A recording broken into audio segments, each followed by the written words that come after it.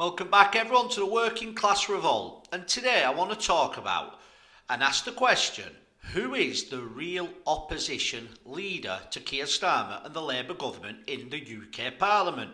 Is it Kemi Badenoch, the leader of the Conservatives? She is in name the official opposition leader. Or is it the newly elected Nigel Farage and the Reform UK Party? Now, the reason we have to ask this question, for many reasons, which we wouldn't have asked a few years ago, is because we have seen a massive, unheard of decline in the most famous political party in the history of the world, the Conservatives. They have won more elections than most parties in the world, especially in, if you can call the UK, democratic countries. But as the last general election, the Conservative Party was knocked down to 120 MPs. They had an 80-seat majority going into this election. And we've seen the rise of the Reform UK Party, and in particular, he may well be an old name, but Nigel Farage. He has finally become an MP, and he is box office at the moment, not to mention his friendship with Donald Trump, and he now, when he does his campaigns and he does his public events, they've even started looking like a presidential one in the United States. So, although Kemi is in name the official opposition leader, many people are saying that really that title belongs to Nigel Farage. And to help us answer that, I'd like to go over the history and where they both stand, because I think where they stand helps with the answer, because it needs to be in opposition of what we're seeing under Keir Starmer, which is a dictatorial nanny state that claims it's going to look after you, but it screws you over, and if you answer it back, then you're going to find yourself in a lot of trouble. So Kemi Badenoch is quite an interesting character the more I've looked into her. Very opposite from Robert Jenrick, and now looking at the pair of them, I think Kemi Badenoch was by far the better choice. So Kemi got into politics pretty late. She was born in 1980 in Nigeria and moved over here to the UK when she was 16. She became a MP in 2017. She had previously stood and had also stood for the London Assembly, which she did finally win.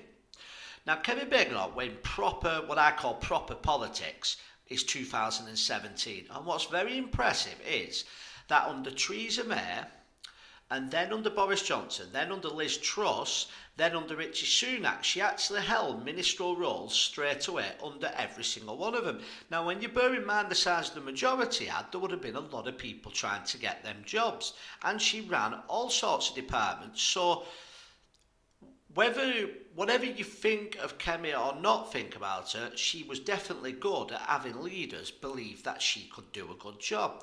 So where does Kemi Badenoch stand on her policies? And again, to be fair, when I've looked into this, the policy she stands for is what she was also saying before she was an MP, which is in massive difference to what we saw from people like Robert Jenrick, people like Theresa May, people like David Cameron. So Kemi Badenoch believes in Brexit.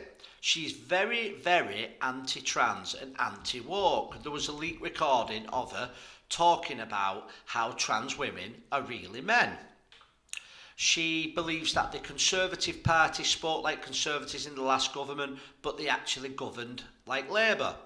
She's become known for her combative political approach. She had colleagues of hers saying that she was a bully and civil servant, but from all accords, she just simply wanted to get things done. She denies all of that, and I believe that a lot of the criticism is over her opposed self-identifying for trans people. That is something that Kemi is very strong on, but she's also very strong on women's rights. So at face value, Kemi sounds very much like the person I'm going to talk about next, and that is no other than Mr. Nigel Farage. Now, Nigel Farage is very different. Nigel Farage hasn't had a lot of experience in Whitehall as an MP in Parliament. However, I don't think there is a politician alive today, or at least serving, who has the vast experience like Nigel Farage does, especially when it's doing it the hard way. There is probably only Donald Trump who has fought harder political enemies than Nigel Farage. Nigel Farage has been through the thick and thin of it. He has been called every name under the sun. And Nigel Farage was a former member of the Conservative Party. But he got sick and tired of the Conservatives not being like Conservatives, so he set up a party called the United Kingdom Independence Party. It was a little unknown party and it only stood in European elections. And Nigel Farage and a handful of people got elected to Parliament.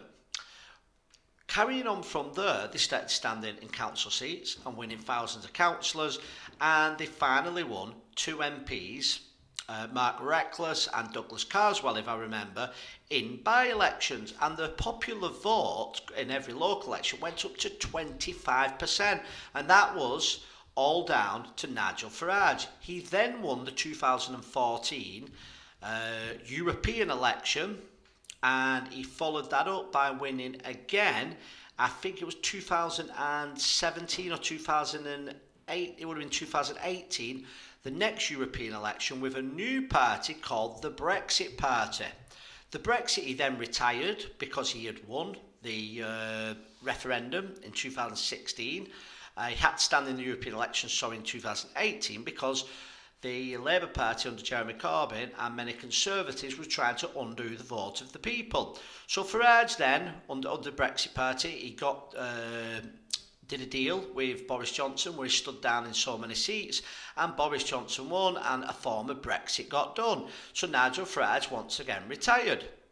But then Farage again could see that we was being screwed over, so the Brexit Party turned to the Reform Party, and 6 weeks before the election in 2024, Farage returned to become the leader, and then again sent shockwaves by getting 4.4 million votes and becoming an MP in Clacton. And that is why it's so important to ask that question today: who is the real opposition leader? Now, when it comes to charisma, there is no doubt that it's Nigel Farage. When it comes to popularity, there's no doubt that it's Nigel Farage.